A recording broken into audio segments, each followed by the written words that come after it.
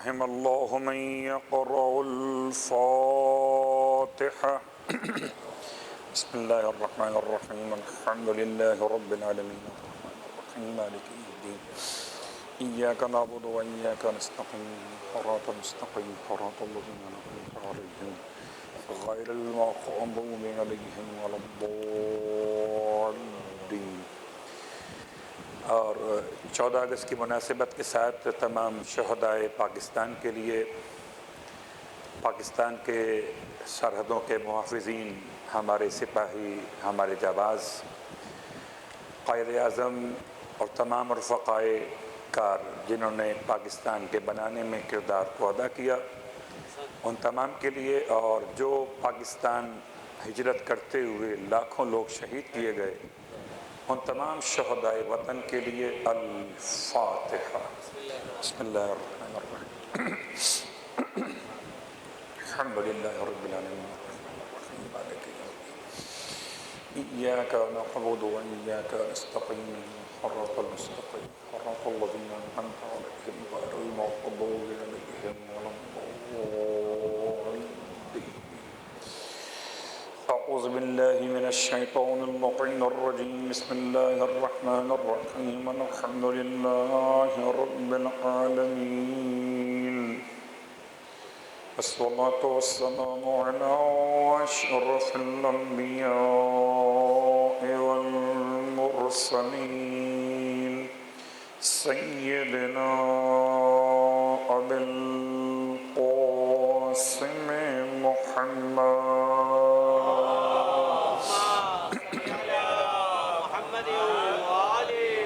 وعلى أهل بيته الطيبين الطاهرين واللعنة الدائمة على أعدائهم أجمعين. أما بعد، فقد قال الله تبارك وتعالى في كلامه الحميد. بسم الله الرحمن الرحيم. ولا تزر وازرة وزر أخرى وإن تدعو مثقلة إلى حملها لا يحمل منه شيء ولو كان ذا قربى وإنما تنذر الذين يخشون ربهم بالغيب وأقاموا الصلاة ومن تزكى وإنما يتزكى لنفسه وإلى الله المصير. صلوات پڑھ لیں محمد وعلى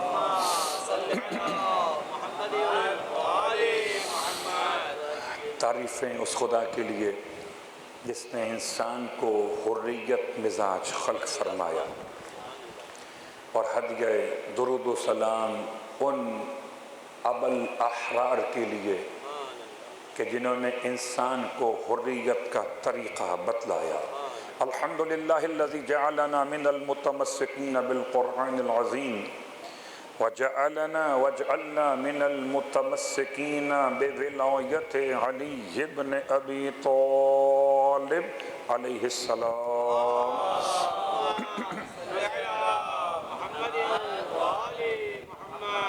عظم اللہ اجورنا واجورکم بمصابنا بالحسین علیہ السلام وجعلنا وإياكم إن شاء الله من الطالبين بثأره مع وليه الإمام المهدي من آل محمد عليهم السلام.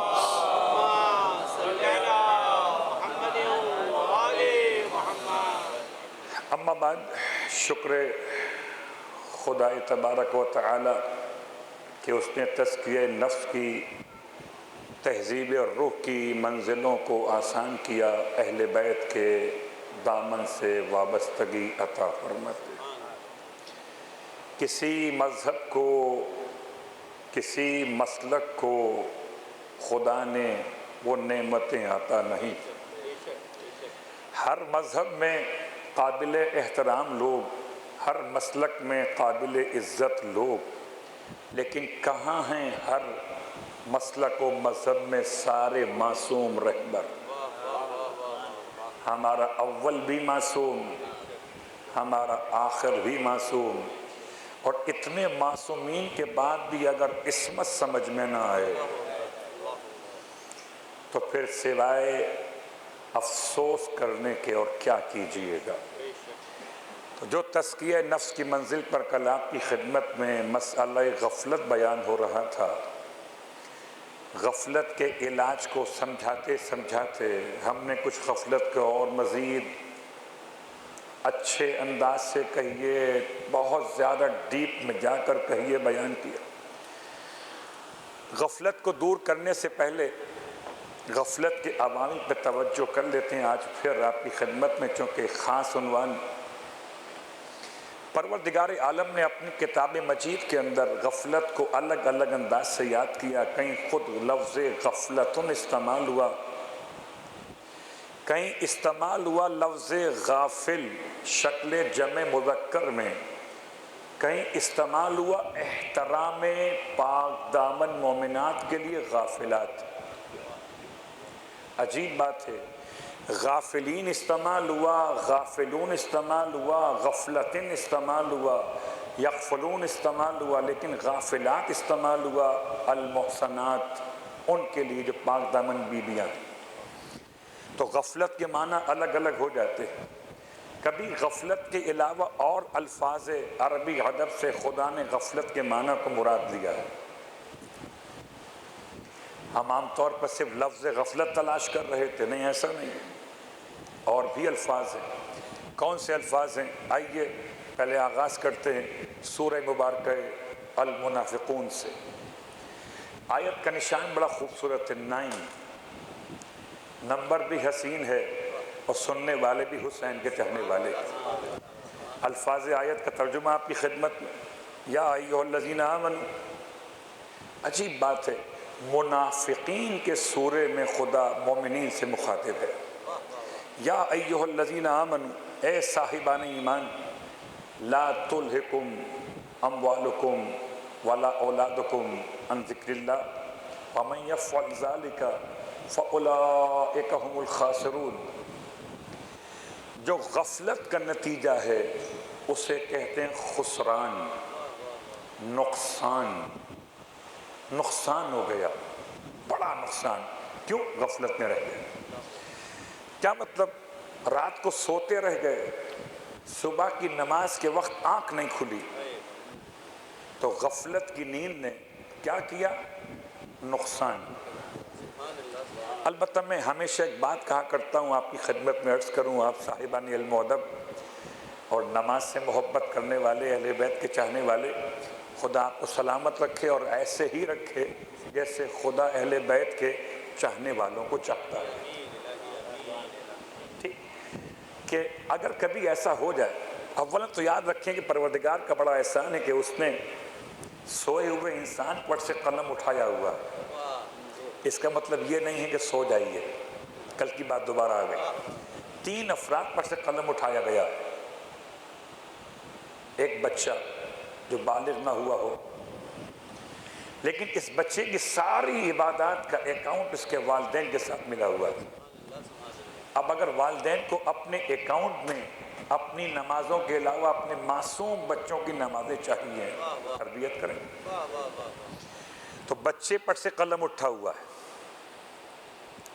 کوئی اعمال بچے کے لکھے نہیں جاتے۔ اللہ اکبر۔ دوسرا، مجنون، اس کا دماغ کام نہ کرتا ہو۔ مجنون کا مطلب جن والا نہیں ہے، وہ مجنون، اس سے دن اور رات کی تمیز ختم ہو جائے، مجنون، اس پر سے اعمال لکھے نہیں جاتے۔ اب نماز پڑھے نہ پڑھے پتہ ہی نہیں کہ نماز کیا ہوتی ہے۔ تیسرا شخص کون؟ تیسرا وہ ہے جو ہے نائم، سونے والا۔ تو رات کو اگر سوئے، آج کل محرم ایام الاضحیٰ ہے، لیٹ سونے کو مل رہا ہے، اگر کر سکتے ہو تو اتنا جاگ لیں کہ صبح کی نماز پڑھ کے سوئیں، اور اگر یہ مشکل ہے تو سو جائیے، اپنے آپ سے، اپنے نفس سے کہہ کے سوئیے۔ بھئی میں اپنے نفس سے کہہ کے سوتا ہوں کہ اپنا نام لے کر، وہی لفظ میں اپنے آپ سے کہتا ہوں عجیب نفس ہے، کبھی سلاتا ہے تو کبھی جگاتا ہے، کبھی مجھ سے کہتا ہے کہ سو جاؤ ابھی نماز میں بہت وقت ہے، اور اگر ڈانٹ کے کہوں اسے سنو محمد علی نقوی اذان فجر کے وقت اٹھانا تمہیں قسم مولا عباس کی حرمت، ابھی اٹھائے گا؟ تو عجیب ہے، اندر سلاتا بھی ہے اٹھاتا بھی ہے، مرضی آپ کی ہے، اس کو سلانے والا بنا دیں یا اٹھانے والا بنا دیں۔ لیکن اگر کبھی آنکھ نہ کھلے،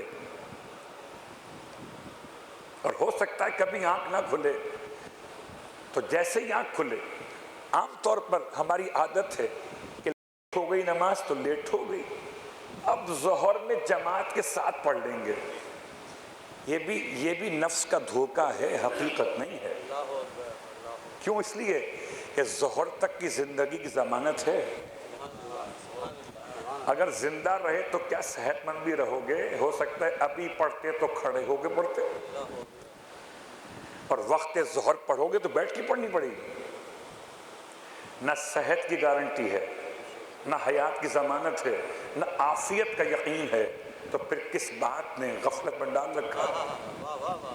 اگر کبھی لیٹ ہو جائیں تو جیسے ہی اٹھیں، سارے کام بعد میں اولاً نماز صبح کی قضا پڑھ لیجئے۔ اور بعض علماء کہتے ہیں، میں فتویٰ بیان نہیں کر رہا، بعض علماء عرفان کہتے ہیں معرفت کی بات سمجھاتے ہوئے کہ اگر اس وقت میں نیت صرف کرو قربتاً الی اللہ کی، نہ کہو کہ قضا ہو گئی، تم نے قضا کی نہیں ہے،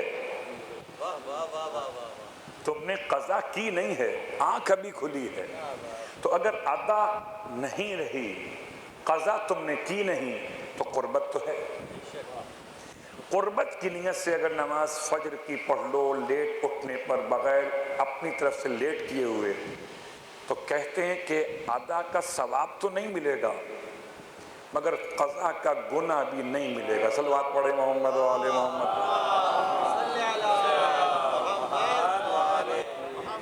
تو بات سے بات نکلتی چلی آئی اور کہاں پہنچ گئے؟ بات ہو رہی تھی یا ایھا الذین آمنوا لا تلھکم اموالکم ولا اولادکم عن ذکر اللہ ومن یفعل ذلک فاولئک هم الخاسرون۔ اے صاحبان ایمان، تمہیں غافل نہ کر دے۔ الہا یلہی، یہ صیغہ استعمال ہوا شکل ماضی میں بھی، سورہ تکاثر، بسم اللہ الرحمن الرحیم، الہاکم التکاثر حتی زرتم المقابر، تمہیں غافل کر دیا تکاثر نے۔ عجیب کیفیت ہے، اگر خیر کی بات ہو تو کوثر کہا جائے، شر کی بات تکاثر کہا جائے، کثرت وہاں بھی ہے، کثرت یہاں بھی ہے، وہاں آل محمد کے نام سے ہے یا مال دنیا کے نام سے ہے۔ تو پروردگار نے صیغے بدل دیے، وہاں کوثر کہا، یہاں تکاثر کہا۔ اِنَّا أَعْطَيْنَاكَ الْكَوْثَرَ أَلْهَاكُمُ التَّكَاثُرُ، جو مصطفیٰ کو ملے کوثر ہو جائے، جو تمہیں غافل کرے تکاثر ہو جائے۔ تو جب کبھی تکاثر کی غفلت سے بچنا ہو، کوثر سے توسل کر لیا کرو۔ اللہ اکبر۔ حتی زرتم المقابر، یہاں تک کہ تم نے قبریں جا کے دیکھ لی۔ گرچہ اس کی تفسیر کا وقت نہیں ہے، لفظ غفلت سے واپس آتے ہیں الہا، اور اب لا تلہکم، تلہی، تمہیں غافل نہ کر دے۔ کون؟ تمہارے مال اور اولاد۔ یہ مال اور اولاد غافل کرتے ہیں، جی کرتے ہیں۔ کیسے کرتے ہیں؟ آپ کو لیے چلتا ہوں امام جعفر صادق علیہ السلام کی بارگاہ مقدس میں،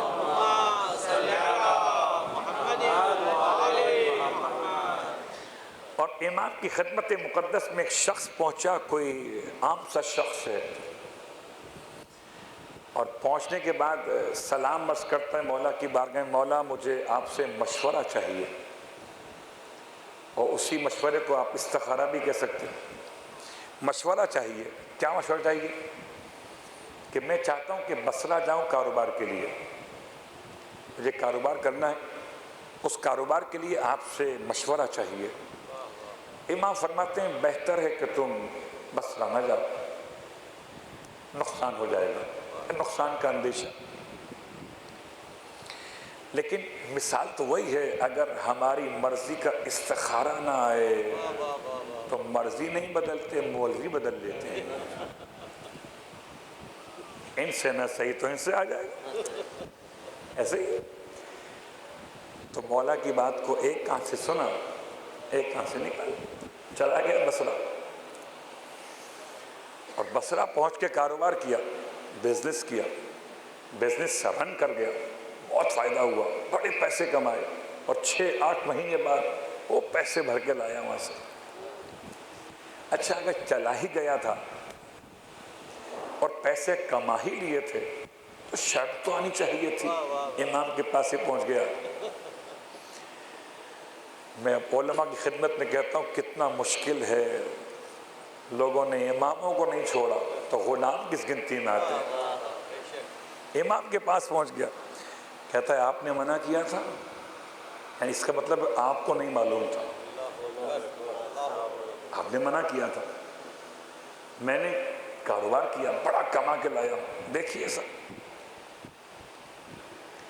امام نے ارشاد فرمایا بتاؤ کہ تم جب کاروبار کر رہے تھے مصر میں تو کبھی ایسا ہوا تھا کہ تمہاری نماز ظہر قضا ہو گئی ہو؟ دیکھیے نماز فجر کی بات نہیں ہو رہی، وہ چلے گی بات۔ سب سے زیادہ جو نماز متاثر کاروبار کرنے والے افراد کی ہوتی ہے وہ ظہر کی نماز۔ اور میں کیا جملہ استعمال کروں، میں آپ کی خدمت میں ایک بات کہنا چاہتا ہوں اگر آپ کی اجازت ہو تو۔ میں نے اپنی زندگی کی پہلی مجلس جب پڑھنا شروع کی کراچی میں، یہاں پڑھی تھی محفل مرتضیٰ میں، وہ شب جمعہ کی مجلس تھی، مدرسہ دارالحکمہ شہید بشیر علی بھائی۔ تو یہ بات نکل کیوں آئی کہ مجھے شہید کے جملے یاد آ رہے ہیں نماز ظہر کے حوالے سے۔ صلوات پڑھ لیں محمد وعلى محمد۔ اجازت ہے؟ اچھا ایک انداز تھا طلباء سے ساتھ بیٹھنے کا کہ ایک روب بھی تھا، کیونکہ وہ ہمارے مدرسے کے پرنسپل کے انداز میں رہتے تھے، پرنسپل خود ہوتے نہیں تھے، لیکن کہنے لگے یہ عجیب ہے کہ پروردگار عالم نے نماز ظہرین کو رکھا بالکل خاص وقت تجارت میں۔ صبح کو اٹھایا 2 رکعت نماز کے لیے، فارغ تھے، جتنی بولتا پڑھ دیتے، جتنی بولتا پڑھ لیتے۔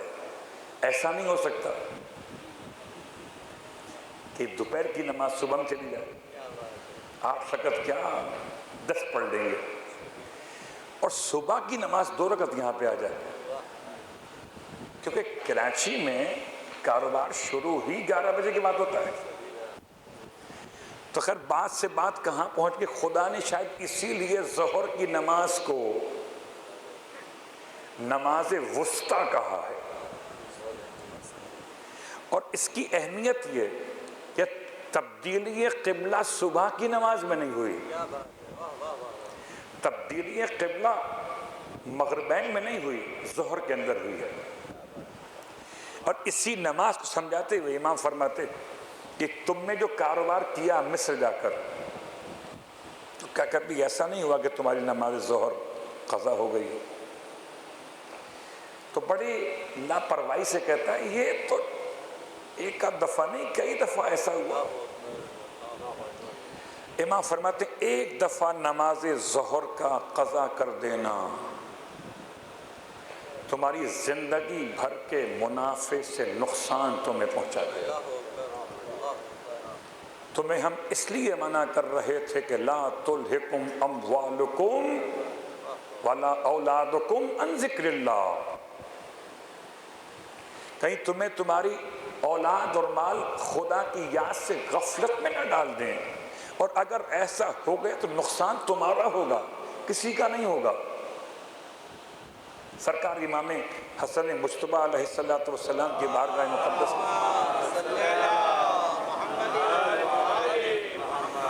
تربیت اولاد موضوع نہیں ہے میرا، صرف اشارہ کر رہا۔ امام سے ارشاد فرمایا امام نے، یعنی آپ کے والد بزرگوار امیر کائنات ارشاد فرماتے ہیں، اور یاد رکھیں پھر میں کہتا ہوں، مولا کا مولا سے فرمانا، مخاطب ضرور ہیں مراد نہیں ہیں۔ تو جب بھی کبھی معصوم کا کلام معصوم سے سنیں تو معصوم کی عصمت مت تولیے گا، اپنے لیے تربیت تلاش کیجیے گا۔ یہ جملے کہنے پڑتے ہیں ورنہ بات کہیں سے کہیں نکل جاتی ہے۔ امام ارشاد فرماتے ہیں، بیٹا حسن اپنی دنیا سے جانے کے بعد پیچھے مال کثرت کے ساتھ چھوڑ کے مت جانا، کہ بیٹا اگر تم کثیر مال چھوڑ کر گئے اور تمہارے پیچھے آنے والوں نے اس مال کو راہ خدا میں استعمال کیا، تمہاری اولاد، تو ثواب صرف اس کو ملے گا، تمہیں نہیں ملے گا۔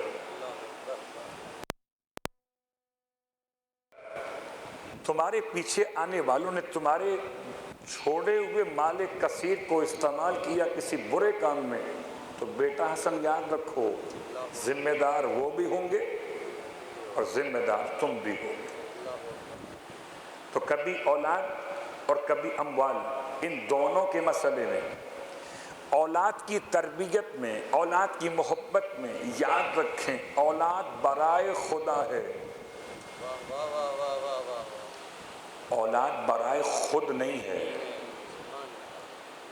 اور اولاد سے محبت کے عنوان میں بس ایک مثال اور آپ کی خدمت میں عرض کروں، پھر بات کو آگے بڑھا دیں۔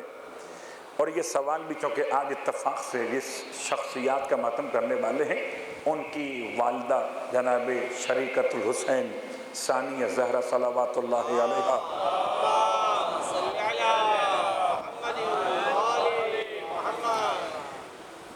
شہزادی سے مولائے متقیان کا سوال سب کو زبانی یاد پوچھا تھا محبت کے حوالے سے۔ شہزادی بابا سے پوچھ رہی تھی، بابا آپ کو ہم سے محبت ہے، آپ کو ماں زہرا سے محبت ہے، آپ کو بھائی حسن و حسین سے محبت ہے، آپ کو نانا رسول خدا سے محبت ہے اور خدا سے محبت ہے، خدا مصطفیٰ حسن اور حسین و سیدہ جناب زینب کبریٰ، ان سب سے محبت ہے۔ جی بالکل ہے، سب سے محبت ہے۔ نیکسٹ کوسچن کیا کیا؟ اگلا سوال، بابا یہ بتائیے ایک دل میں اتنی محبتیں جمع کیسے ہو سکتی ہیں؟ امام نے ارشاد فرمایا، بیٹی خدا سے محبت برائے خدا اور تم سب سے محبت بھی برائے خدا، تو دل بھی ایک ہے اور محبت بھی ایک ہے۔ اولاد سے محبت کیجئے برائے اولاد نہیں، برائے خدا۔ اور جب تک اولاد سے محبت برائے خدا کرتے رہیں گے، اولاد خدا سے قریب کرے گی، اور جب اولاد سے محبت برائے اولاد کریں گے تو پھر اولاد ہو سکتا ہے خدا سے دور کر دے۔ لا تلہکم، اگر اس کا کوئی چانس نہیں ہوتا تو آیت ٹائم ضائع نہیں کرتی۔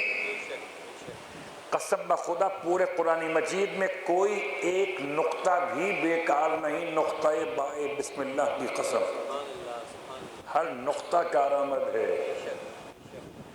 تو اگر لا تلہکم اموالکم، اور اسی لیے سورہ مبارک نور آیت نمبر 37 میں پروردگار نے پھر فرمایا، انما اموالکم و اولادکم فتنہ، جس نے مال دیا ہے وہ کہتا ہے، جس نے اولاد دی ہے وہ کہتا ہے فتنہ ہے۔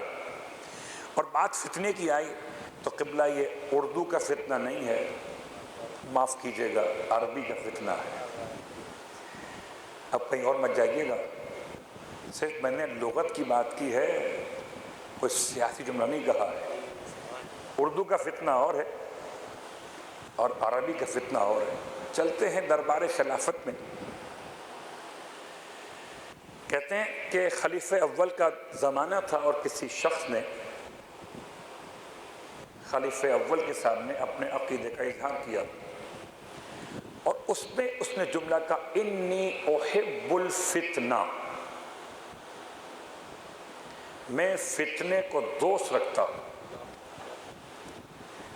اس نے اور بھی کچھ اپنے عقیدے بیان کیے تھے کہ بغیر رکوع سجود کے نماز پڑھتا ہوں، بغیر ذبیحہ کے گوشت کھاتا ہوں، اور میں مکروہات سے محبت کرتا ہوں، تمام باتیں بیان کی تھی۔ ان میں سے ایک بات تھی انی احب الفتنہ۔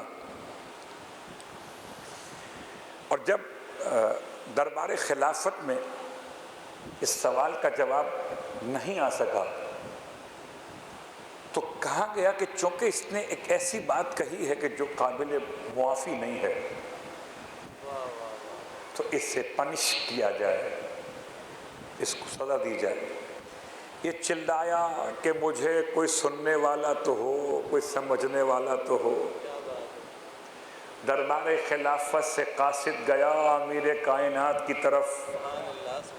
میں تو کہا کرتا ہوں کہ اگر اہل خلافت ہی سمجھ لیتے خلفائے راشدین کا طرز عمل تو علی سمجھ میں آ جاتا۔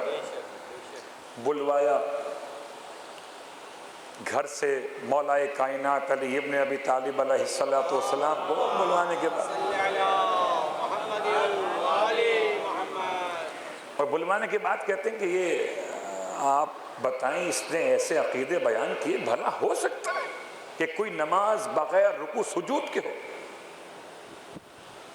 کیا ہو سکتا ہے کہ کوئی بغیر ذبیحہ کے گوشت کھا لے؟ کیا ہو سکتا ہے کہ کوئی فتنے سے محبت کرے؟ کیا ہو سکتا ہے کہ کوئی حق کو مکروہ سمجھے؟ میں حق سے کراہیت کرتا ہوں، اکرہ الحق۔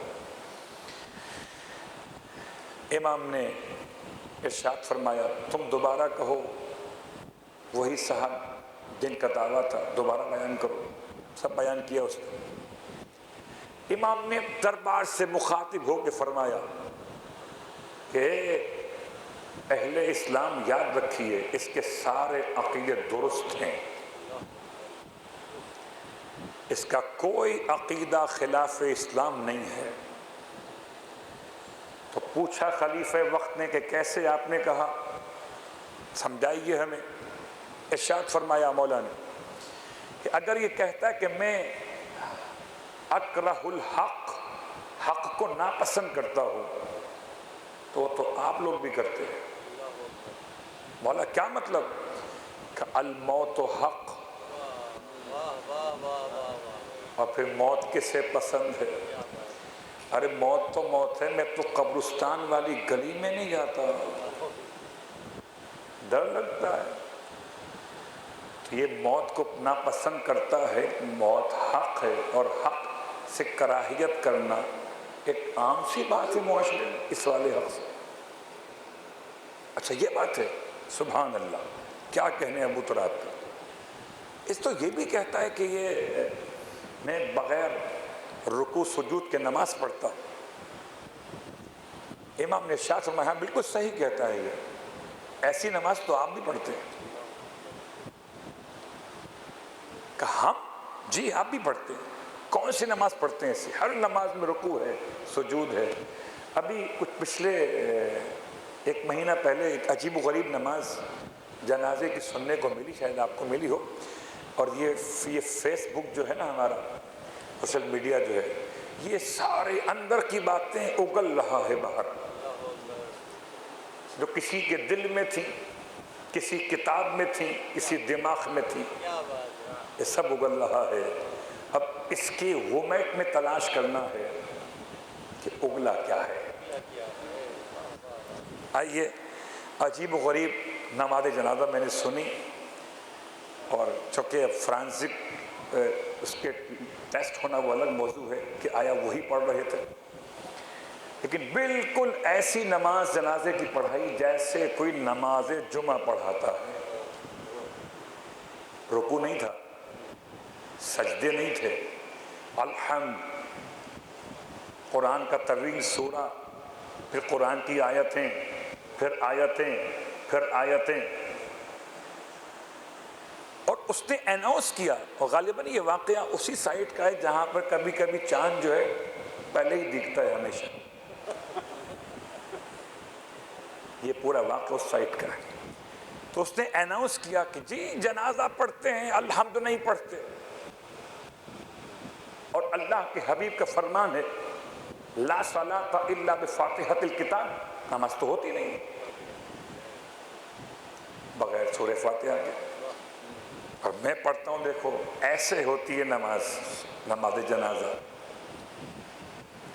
حیران ہے امت کہ مصطفیٰ کو نہیں معلوم تھا، مولوی کو معلوم. صلوات پڑھے محمد و آل محمد.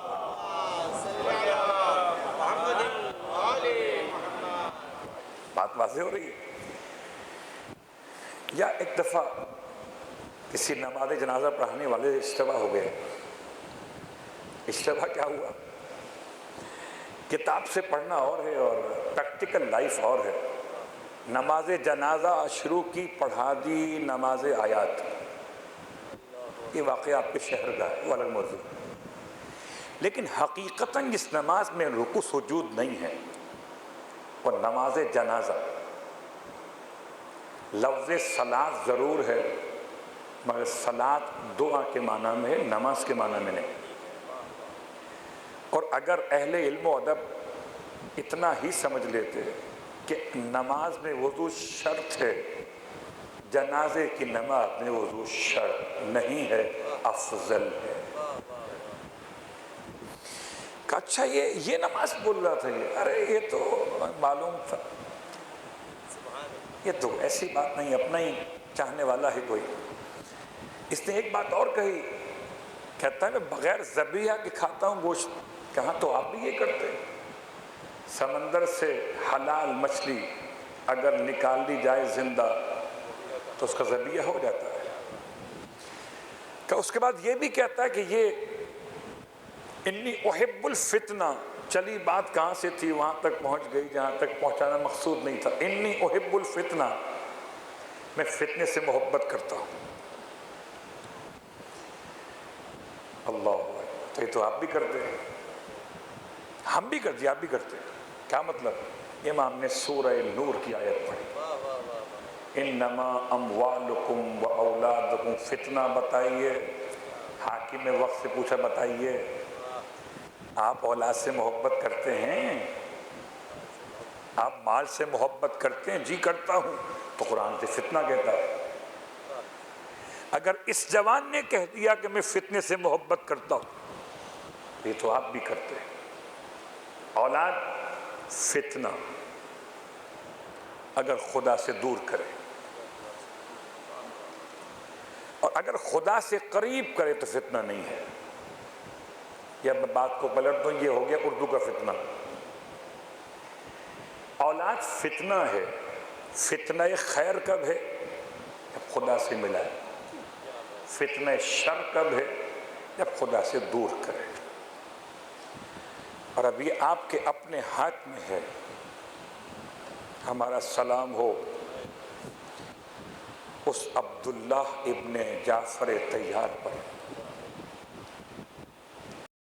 جن کے غلام نے واقعہ کربلا کے بعد ان کے دونوں بیٹوں کی تعزیت میں خوشامدی انداز سے کہہ دیا یہ ساری مصیبت ہم پر حسین کی وجہ سے آئی ہے. وہ ہوتا ہے نا کہ خوشامدی لوگ ہوتے ہیں، لیبر ٹائپ کے، غلام ٹائپ کے، تو آقا کی خوشامد کرنے کے لیے یہ 2 بچے شہید ہو گئے، یہ سب ہم تو سمجھا رہے تھے. جناب عبداللہ ابن جعفر طیار نے تو باقاعدہ مولا سے کہا تھا کہ آپ نہ جائیے. لیکن جیسے غلام نے جملہ کہا، جناب عبداللہ ابن جعفر طیار جملہ مقتل کا اپنے جوتے کو اتارا اور اتار کے اس کی پیشانی پر، ناک پر، منہ پہ مارا اور مار کے کہا کہ قسم بخدا اگر میں کربلا میں ہوتا تو میں خود حسین کے قدموں پہ قربان ہو جاتا. اولاد. یہ عبداللہ کے تاثرات. میں کہتا ہوں عبداللہ خود ان بچوں کو، چونکہ والی یا ولی یا وارث کون ہے؟ بی بی زینب ولی نہیں ہے بچوں کی، عبداللہ ولی ہے. ایک روایت کے لحاظ سے یہ دونوں شہزادوں کو وادی عقیق میں پہنچایا تھا مکے سے نکلنے کے بعد امام کی خدمت. اور ایک روایت کے لحاظ سے جب جناب زینب کبریٰ آئی تھیں عبداللہ کے پاس حالت پر ہیں، آنکھوں سے دکھائی کم دیتا ہے، حکمت اور مصلحت معصومین ہے کہ ان کو مدینے میں چھوڑ دیا جائے. جناب زینب آئی ہیں، آ کے فرماتی ہیں اے میرے وارث، آج تک علی کی بیٹی نے آپ سے سوال تو کوئی نہیں کیا، آج سوال ہی بن کر آئی ہے. کیا سوال ہے؟ کہ مجھے حسین کے ساتھ جانا ہے. کہ آپ کو اختیار جا سکتی. جب جانے کے لیے واپس مڑی تب عبداللہ نے آواز دی شہزادی رک جائیے. شوہر کی اطاعت میں قدم وہیں رک گئے. اللہ اکبر. اور اسی رکے قدموں سے سر جھکا کے پوچھا وارث کا ارادہ بدل گیا؟ میں ارادہ نہیں بدلا، سفر مشکل ہے تو صدقے کا سامان تو ساتھ لے جائیے. ہم منتظر تھے کہ شاید عبداللہ صدقے کے سامان میں سکے دیں گے، درہم دیں، دینار دیں، شاید کوئی خلات دیں، کوئی حیوانات دیں. سلام ہو عبداللہ پر. نہ درہم دیے، نہ دینار دیے، نہ اناج دیے، نہ حیوان دیے، اپنے 2 جگر کے ٹکڑے دیے.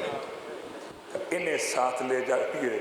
اگر کوئی بڑا مشکل وقت آ جائے، ایک کو اپنی طرف سے قربان کیجیے گا، ایک کو میری طرف سے قربان کیجیے گا. میں ہاتھوں کو جوڑ کے کہوں عبداللہ کی خدمت میں، عبداللہ ایک باپ ہو کر تو شاید آپ کہہ سکتے ہو، ایک ماں سے کیسے توقع کر رہے ہو؟ ماں تو بچوں کا صدقہ اتارتی ہے، ماں تو بچوں پر سے خود صدقہ واری ہو جاتی ہے. آپ ایک ماں سے کہتے ہو اپنے بچوں کو صدقہ کر کے اتار دینا. اللہ اکبر. ہمارا سلام ہو جناب زینب علیا پر. اپنے شہزادوں کو لیے ہوئے بی بی خدمت امام میں آئی تھیں اور عزاداران مظلوم کربلا. قربانیاں تو بہت سی خواتین نے کربلا میں دی ہیں. ام فروہ نے قاسم قربان کیا، ام لیلہ نے اکبر قربان کیا، ام رباب نے اصغر قربان کیا، لیکن جیسے زینب نے اپنے بچے قربان کیے ایسے کسی نے قربان نہ کیا. اس لیے کہ جن کے رتبے ہیں سوا، ان کو سوا مشکل ہے. ساری قربانیوں میں امتیاز جناب زینب کے لیے تھا. کیا ایسی خاص بات تھی؟ خاص بات یہ تھی سب نے قربانی تو ضرور پیش کی مگر شہیدوں کا ماتم کر لیا. سلام ہو اس ماں پر جس نے بچوں پر ماتم ہی نہ کیا. ہائے میرا مولا، کس عالم میں شہزادوں نے مولا کو آواز دی ہے. میدان کربلا گرمی کا وقت، برستے ہوئے تیر و تلوار ہیں. ایسے میں بچے پہلے تو ساتھ مل کے چل رہے تھے، بعد میں لشکر یزید نے اس طرح منافقت کا مظاہرہ کیا کہ دونوں میں جدائی ڈال دی، اس لیے کہ دونوں کو مارنا آسان ہو جائے. پہلے ایک ایک کر کے جنگ کر رہے تھے، پھر بچوں پہ مل کے ٹوٹ پڑے. کسی نے پتھر سے مارا، کسی نے تلوار کی نوک سے زخمی کیا، کسی نے تیر مارا. بچے گھوڑے پہ سوار تو ماموں نے کرا دیا تھا. رونے والوں اتنا بلند قامت نہ تھے کہ گھوڑے سے خود زمین پہ اتر سکتے، اس لیے جب گرنے لگے تو پاؤں رکاب میں نہیں آتے تھے. آواز دی ماموں سلام لیجئے، ماموں ہمارا آخری سلام. اجرکم اللہ. رونے والوں، میرا مولا حضرت عباس کو ساتھ لیے دونوں شیر لشکر یزید کی جانب بڑھے. دو شیروں کو ایک ساتھ آتے ہوئے دیکھا، لشکر یزید نے بکھرنا شروع کر دیا. آئے آگے پہنچے، زخموں سے چور تھے، پھول کی طرح، گلاب کی طرح بچوں کے چہرے. ایک مرتبہ جیسے ہی امام کو قریب آتے ہوئے دیکھا، کہتے ہیں بعض مرثیہ نگار اس طرح سے حال کو بیان کرتے ہوئے جیسے بچہ اشارے میں کہتا ہو ماموں کیوں چلے آئے، ہم نے بلایا تو نہ تھا. اجرکم اللہ. امام نے بچوں کے پیشانی پر بوسے دیے. ایک کو عباس نے اٹھایا، ایک کو حسین نے اٹھایا، دونوں شہزادوں کو لے کے چلے. خیمے میں کوہرام مچ گیا. زینب کے لاڈلے رونے والوں. کربلا میں ایسی مائیں ہیں کہ جن کے ایک سے زیادہ بچے شہید ہوئے ہیں لیکن ایک ساتھ نہیں ہوئے. ایسا نہیں ہوا کہ سارے بچوں کی لاشیں ایک ساتھ آئی ہو. واہ مصیبت! یہ صرف زینب کبریٰ کا امتحان تھا. دو بیٹے تھے، دونوں ہی قربان ہوئے میدان کربلا. شہدائے کربلا. اللہ اکبر. ساری بیویاں جمع ہو گئیں اور جمع ہو کے کہتی تھیں شہزادی آئیے بچوں کا پرسہ لے لیجئے، مگر آپ فرماتی تھیں بیویوں مجھے پرسہ نہ دو، یہ تو فدیہ تھے اور فدیے کا پرسہ نہیں لیا جاتا. رونے والے ذرا سوچئے گا، بچہ کوئی بڑا کام کر کے آتا ہے تو چاہتا ہے کہ ماں اسے داد شجاعت دے، ماں اسے تھپکی دے کر سینے سے لگا لے. آئے زینب، بچے انتظار کرتے رہ گئے. کہتے ہیں بڑے شہزادے میں رمق جان تھی، ابھی تھوڑی سی حیات تھی، اتنا خون بہ چکا تھا، شدید پیاس کا عالم تھا، بولا نہیں جا رہا تھا. اپنے ہاتھ کو اٹھایا، سیدھے پیشانی پہ رکھا، جیسے ماں سے کہتا ہوں ماں جب مدینے پلٹ کے جانا تو بابا کو سلام پہنچا دینا. اجرکم اللہ. بچوں کا ماتم نہ کیا، لاشیں آ گئے. 11 محرم کو جب قافلہ اسیر بنا کے لے جایا جا رہا تھا تو حمید ابن مسلم کہتا ہے یزید کا مورخ کہ ہر لاش پر اس کی وارث بی بی رونے کے لیے آئے ہیں، مگر 2 لاشیں جن کا رونے والا کوئی دکھائی نہ دیا. کہتا ہے میں نے پوچھا یہ تو بتاؤ یہ کس کے لاڈلے ہیں، ان کی ماں ان پہ رونے کیوں نہیں آتی؟ یہ تو بتایا گیا یہ زینب کے لاڈلے. زینب کہاں رہ گئی کہ زینب لاش حسین پر. واہ مصیبتہ! بچے شہید ہو گئے، لاشیں منتظر رہ گئے ماں کے. زینب نے بچوں کی لاشوں پہ گریہ نہ کیا. ہائے قافلہ کربلا سے کوفہ و شام تک گیا. زندان شام سے رہائی کے بعد جب کٹے ہوئے سر واپس کیے گئے، ایک ایک بیوی آگے بڑھتی ہے. کبھی اکبر کا سر آیا، کبھی قاسم کا سر آیا، کبھی لانے والا آن محمد کے سر لے کر آ گیا. کوئی بی بی آگے اٹھ کر نہیں آتی. لانے والا مولا سجاد سے رو کے کہتا تھا مولا کیا ان کا کوئی وارث یہاں موجود نہیں ہے؟ امام نے فرمایا خاموش رہو. آواز دی پھپھی اماں آئیے آن محمد کے سر آ گئے. فرماتی تھی بیٹا سجاد تم بتاؤ دکھیاری بھائی کا ماتم کرے یا بچوں کا ماتم کرے؟ قافلہ زندان شام سے رہائی کے بعد کربلا 40 کرنے آ گیا.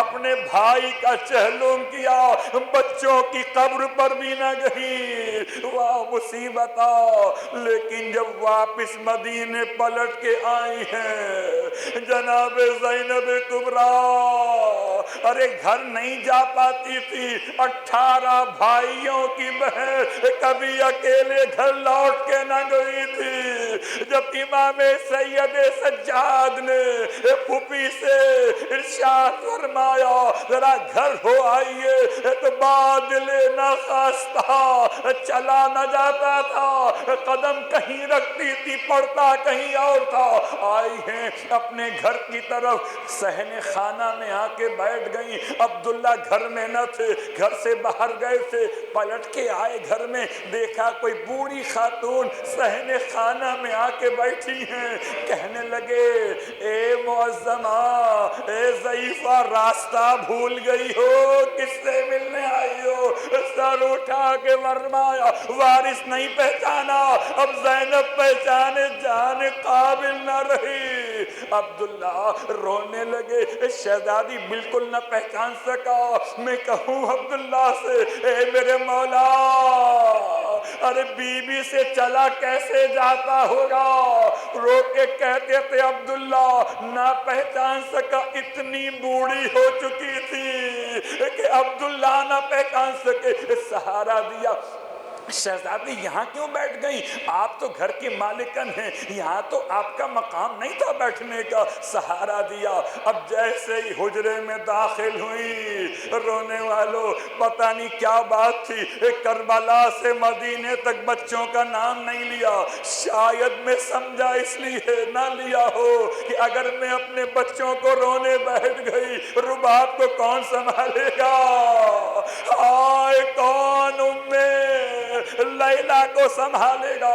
لیکن جیسے ہی تنہائی اپنے گھر کی حجرے میں داخل ہوئی، آن محمد کے بستروں پہ نگاہ گئی، ارے کبھی آن کا باتیں کرنا یاد آیا، کبھی محمد کا مسکرانا یاد آیا، اپنے دونوں بازو پھیلا دیے، آؤ میرے پیارے، آؤ ماں سے کیوں؟